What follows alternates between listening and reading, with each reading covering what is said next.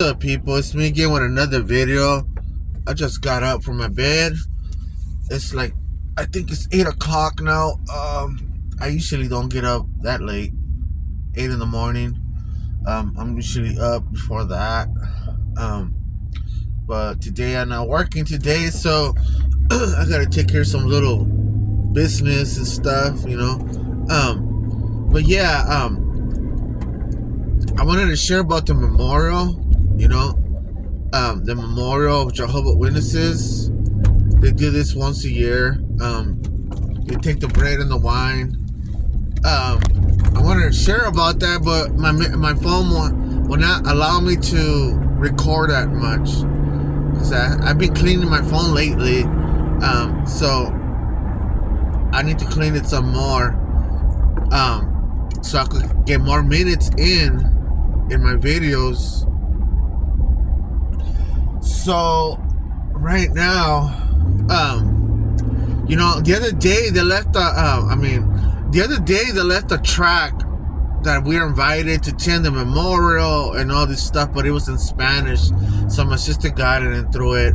So I told my sister all about it, what they do there in the memorial. They reject the bread and the wine. Only the anointed ones, the 144,000, can drink the wine and the bread, can eat, right? So I was telling her when I used to go with them that we used to pass the tray around. Nobody will take it. Only probably one or two guys that will take the bread and the wine, right? Everybody else will just pass it down. They will make you feel unworthy of taking the bread and the wine and all this stuff, right? So they try to align the dates according to the Jewish calendar, the Passover thing when Jesus died and when he had supper with the disciples. They try to line it up to the best of their ability, the dates and stuff. So they do this once a year. The Catholic Church does it every weekend.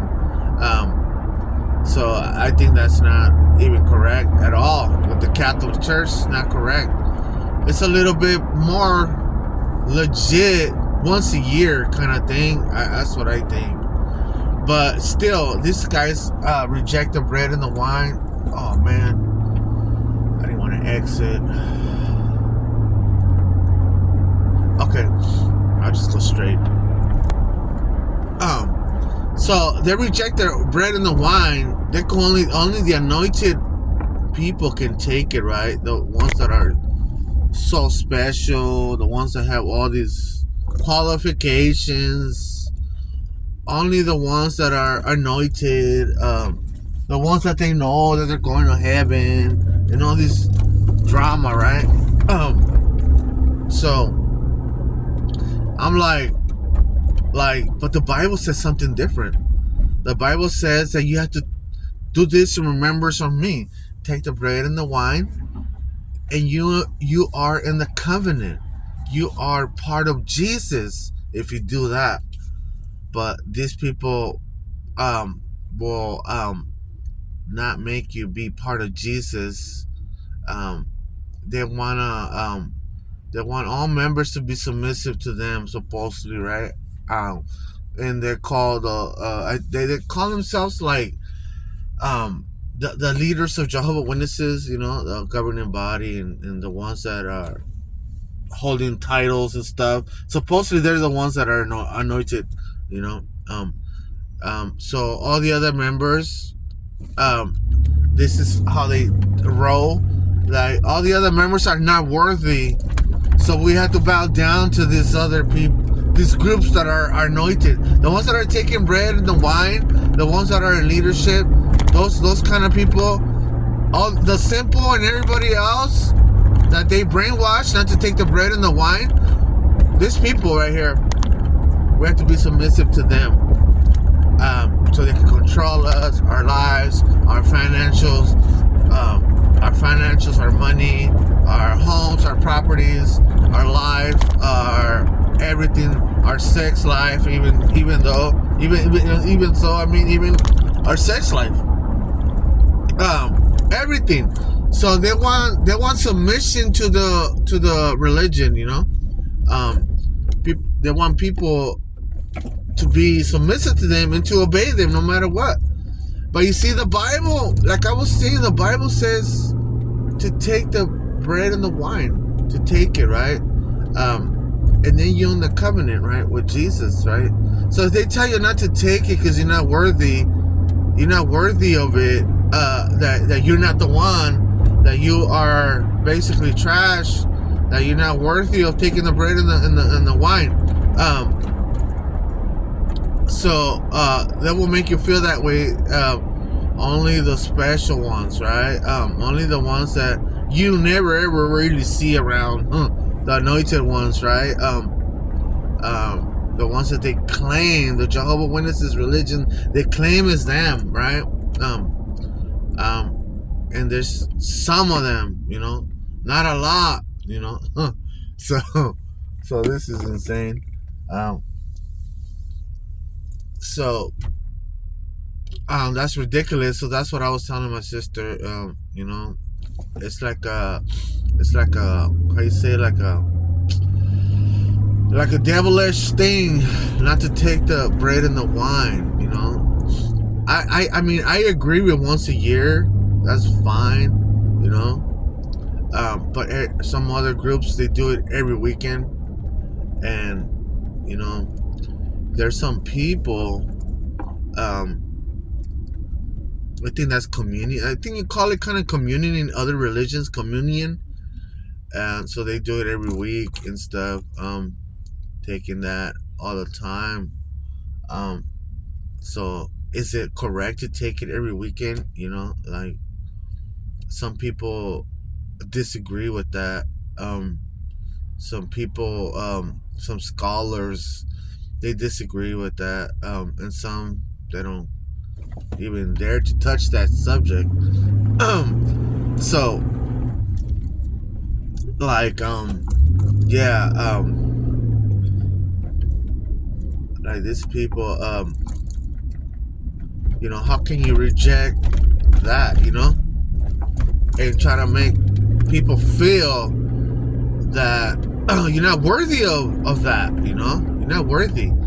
When God made us wonderfully made, He made us in His image, and we are not worthy. I know we are filthy rags, the Bible also says that, but we also says that we're wonderfully made. It also says a lot of good things about the human race. It also says a lot of bad things, saying we're all falling short, no one's good, and that's what the Bible says, right?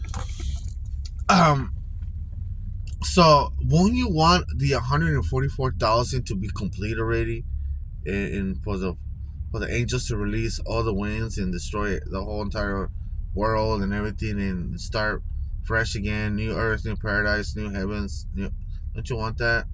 So these guys are playing games with the 144,000 numbers and stuff like that. Now they don't keep track. They don't keep track. Before they did. They used to keep track. Oh, like 5,000 members. They took the bread and the wine or whatever, right? Whatever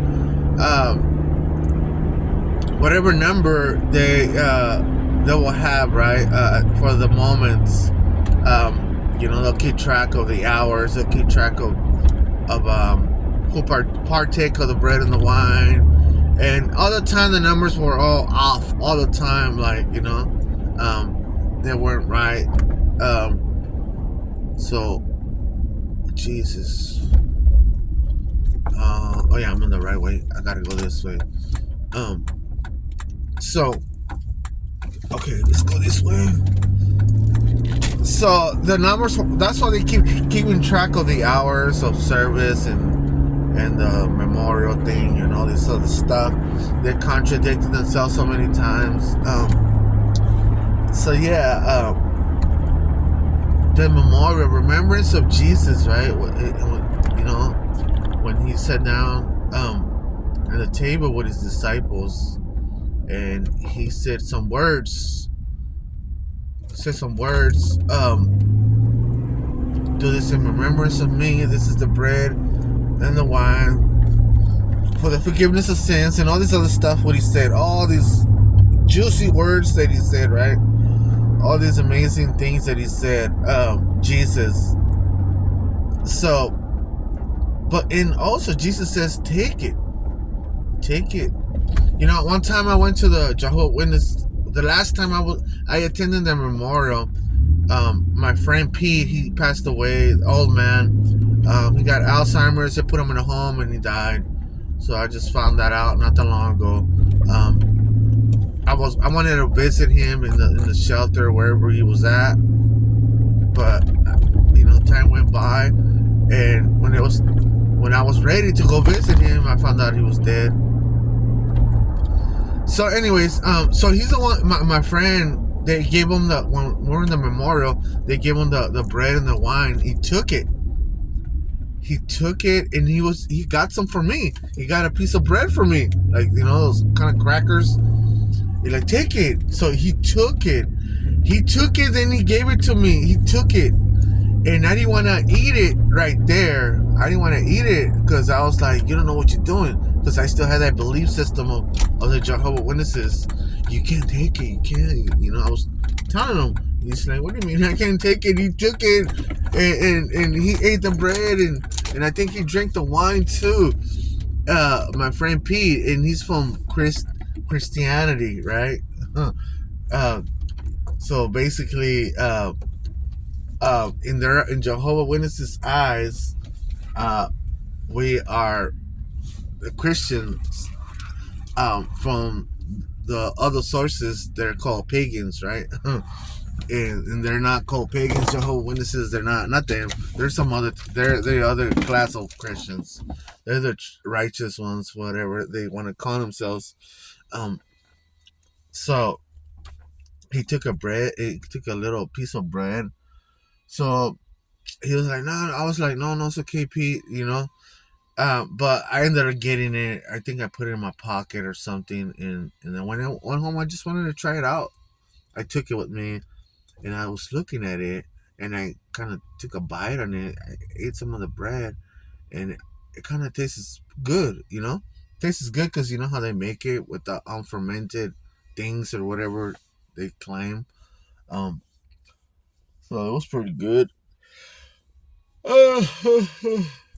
So at that time, I still had those beliefs of Jehovah Witnesses. No, we can't take it. No, we're not eligible. We don't qualify. We're not the ones. And at that time, because that's what they have taught me to feel that way. Um, um, Only the important ones could take that stuff. Only important people.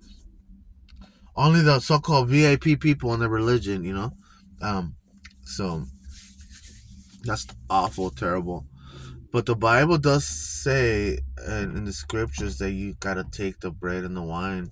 It doesn't say to reject it, even though if you're not like uh this group, the 144,000, like how they put that teaching in there, um, in the bread and the wine, they added that teaching there. Like somehow they ended up adding it.